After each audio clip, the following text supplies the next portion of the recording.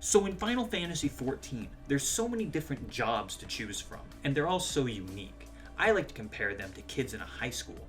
For example, you have your losers, and then you have your workshop students, and then you got your super nerds and super weeaboos that get A pluses in all their classes, and then you have your B plus to A minus students that aren't as good as them, but they actually have friends.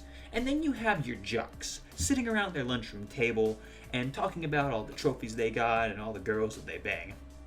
Their leader, Chad, is the best looking and quarterback of the football team. His best friend isn't as good looking as him, but he is better at football. His name's Thad. And then they have a new friend that they got a couple years ago. His name's Derek. Derek, he's pretty edgy. He's, pretty impulsive, but he's really good at football, so they keep him around. And then there's their friend Steven. Steven is different. I mean, he's the kicker on the football team, so he's really important. He shows up to every practice, he shows up to every game, and he plays in every game, but, he's just different. This is Gunbreaker.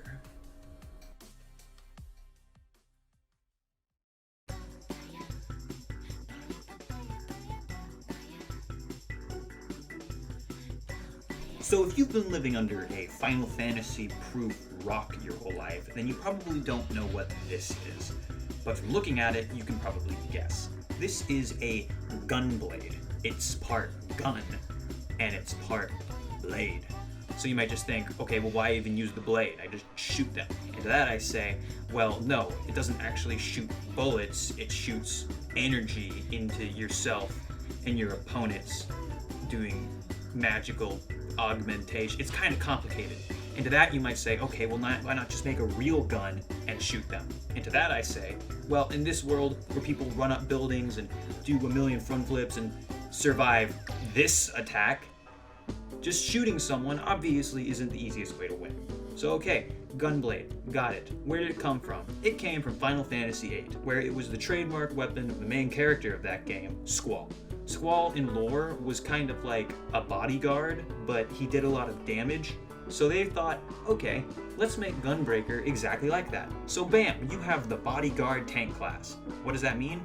Well, basically, it means that it does the most damage out of any tank, but it isn't as good at tanking.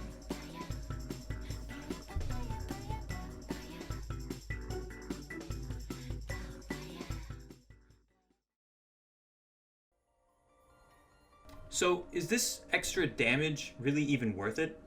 I mean, they do a lot of extra damage, relatively speaking, to tanks, but they're still always below the bottom DPS. Where does it really matter, though, that they don't have the same tanking abilities? I mean, if you're doing a regular dungeon, it's fine, it's whatever. They even have really good AoE to help the DPS with, so it doesn't even matter too much. It doesn't matter in trivial things like treasure map dungeons, Heaven on High, or other deep dungeons, or any other side activities. So, where does it matter? EX fights and Savage fights? Well, yes.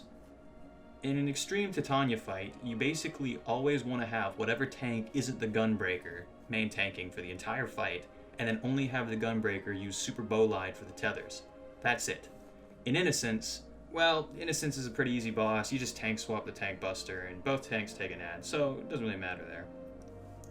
But honestly, in the new Eden fights, they all hit so hard that I honestly wouldn't want to bring a Gunbreaker to progress any of these fights, and especially not two Gunbreakers. So, Gunbreakers are kind of just the casual tank. Sure, in this game, most activities are casual, but why not just level a different tank? It's really good at soloing things, I have to put that out there, but it's not as good at soloing things as Paladin is, since they have Clemency to heal themselves. So it's not even the best solo tank. It's just kind of there. I mean, you would want to bring a Gunbreaker to farm fights, definitely, every day of the week. Once Savage is down and you've killed all the bosses and you're not worried about wiping anymore, bring a Gunbreaker to every single fight and farm it and kill it in record times. But until then, bring any other tank, because Gunbreaker is just, well, a bodyguard. He's not a giant tank that can take huge hitting abilities. He's just kind of like a bouncer. He's not a knight in shining armor. He's the dude that sits in the stool at the doors of clubs. He's just kind of there.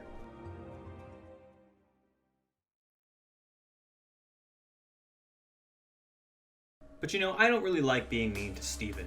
I mean, every football team needs a kicker. And Steven is a great kicker. He does his job better than anybody else can. I mean, sort of. But does he not belong? No, he doesn't not belong, if that makes any sense. Steven has his place, it's just not as broad as everybody else's place.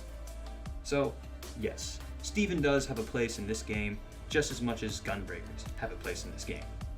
But that place just isn't as important as everybody else's, making Gunbreaker, in my opinion, the worst tank to roll, even if it does a lot of damage.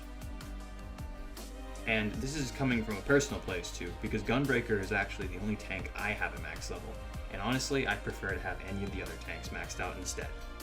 But maybe that's just me. What are y'all's thoughts on Gunbreaker? Do you think it's as, well, not as worth as I do, or do you think it's much better than I point out? Tell me below in the comments. And if you want to tell me I'm a stupid idiot to my face, follow my Twitch stream. Until then, see you next time.